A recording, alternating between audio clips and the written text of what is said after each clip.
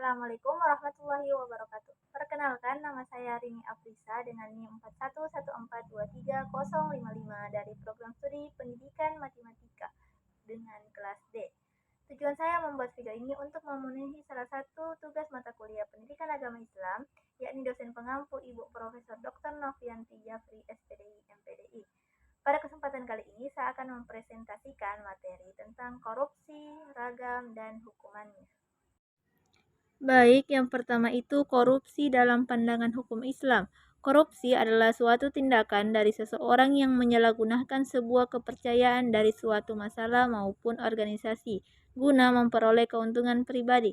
Korupsi sendiri berasal dari bahasa Latin corrumpere dan mempunyai arti rusak, memutarbalikkan, busuk dan menggoyahkan. Kemudian, definisi korupsi menurut undang-undang. Selain itu, pengertian korupsi juga tercantum dalam Undang-Undang Nomor 31 Tahun 1999 tentang memperantaskan tindak pidana korupsi yang menyatakan bahwa korupsi adalah setiap orang yang tergolong melawan hukum melakukan suatu perbuatan memperkaya diri sendiri, menguntungkan diri sendiri atau orang lain ataupun suatu kelompok, menyalahkan kewenangan maupun kesempatan dan sarana yang ada padanya karena jabatan atau kedudukan yang dapat merugikan keuangan negara dan perekonomian negara. Hukuman dan dalil korupsi dalam Islam. Setiap perbuatan buruk memiliki hukuman di dunia untuk menjadikan jerah pelakunya dan menjadikan dia taubat dan tidak lagi melakukan perbuatan tersebut.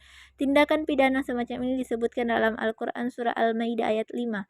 Al-Maidah ayat 33 dengan sanksi hukuman mati, salib potong tangan dan kaki secara menyilang atau pengasingan. Kemudian, menurut sebagian ulama, hukuman untuk pelaku korupsi tidak terdapat dalam nas Al-Quran sehingga ta'zir adalah salah satu sanksi bagi koruptor, bukan hudud. Menyamakan korupsi dengan mencuri berarti melakukan analogi dalam bidang hudud. Sementara hudud tidak dapat dianalogikan dengan kasus apapun. Di samping itu ada perbedaan mendasar antara mencuri dan korupsi. Mencuri harta sebagai objek curian berada di luar kekuasaan pelaku dan tidak ada hubungan dengan kedudukan pelaku. Sedangkan korupsi, harta berada di bawah kekuasaannya dan kaitannya dengan kedudukan pelaku tersebut. Kemudian, suatu hadis mengatakan, "Wahai orang-orang yang beriman, janganlah kamu saling memakan harta sesama dengan jalan yang batil atau tidak benar kecuali dalam perdagangan yang berlaku atas dasar suka sama suka di antara kamu. Dan janganlah kamu membunuh dirimu, sesungguhnya Allah penyayang kepadamu." Motif-motif korupsi. Motif seseorang dalam melakukan korupsi diantaranya motif personal, elektoral, adanya money politik, sistem yang berpeluang memunculkan korupsi, serta solidaritas. Motif personal dilandasi sifat dasar manusia yang tabiat alamiah tak pernah puas. Pejabat negara melakukan korupsi dengan tujuan memperkaya dirinya. Kemudian motif elektoral, adanya kewajiban membayar uang mahar demi mendapatkan rekomendasi pencalonan oleh sebuah partai politik. Jumlah uang mahar yang tidak kecil meningkatkan resiko korupsi demi mengembalikan uang hutang untuk biaya pencalonan. Figur kandidat yang lemah menimbulkan terjadinya praktik money politik. Kandidat berusaha memikat calon dengan menebar uang di daerah pilihan atau basis pendukungnya. Kelemahan dalam sistem seringkali dimanfaatkan oleh orang tak bertanggung jawab untuk melakukan pembenaran atas tindakan korupsi yang mereka lakukan. Tindakan pidana korupsi dapat dilakukan seseorang sebagai akibat dari solidaritas kepada teman-temannya. Dalam suatu lembaga, bila 9 dari 10 orang menyetujui peraturan yang mengakibatkan tindak pidana korupsi, maka satu orang tersebut mau tak mau harus menyetujui hasil pemungutan suara tersebut. Kemudian,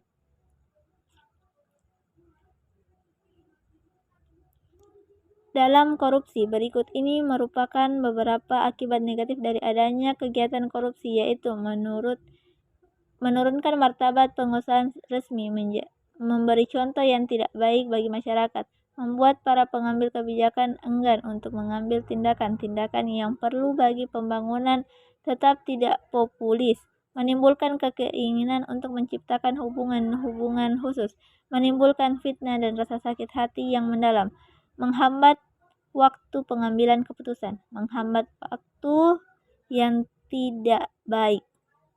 Kemudian dalam dalil Adi bin Amira al-Himdi radhiyallahu anhu berkata, barang siapa di antara kalian yang kami tugaskan untuk suatu pekerjaan atau urusan lalu dia menyembunyikan dari kami sebatang jarum atau lebih dari itu, maka itu adalah hulul, belenggu, harta korupsi yang akan dia bawa pada hari kiamat. Adi berkata, maka ada seorang lelaki hitam dari Ansar berdiri menghadap Nabi Muhammad SAW.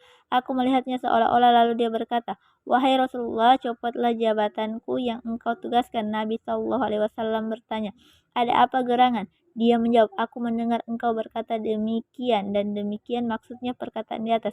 Beliau Shallallahu Alaihi Wasallam berkata, aku katakan sekarang bahwa barang siapa di antara kalian yang kami tugaskan untuk suatu pekerjaan atau urusan, maka hendaklah dia membawa atau seluruh hasilnya, sedikit maupun banyak, kemudian apa yang dia berikan kepadanya maka dia boleh mengambilnya, sedangkan apa yang dilarang maka tidak boleh. Hadis riwayat Bukhari dan Muslim. Korupsi yang sistematik dapat menyebabkan biaya ekonomi tinggi oleh penyimpangan intensif, biaya politik oleh penjarahan atau pengengsiran terhadap suatu lembaga publik, kemudian biaya sosial oleh pembagian kesejahteraan dan pembagian kekuasaan tidak semestinya. Baik, sekian presentasi dari saya. Kurang dan lebihnya mohon dimaafkan. Minallahi musta'an alaihi tiklan. Assalamualaikum warahmatullahi wabarakatuh.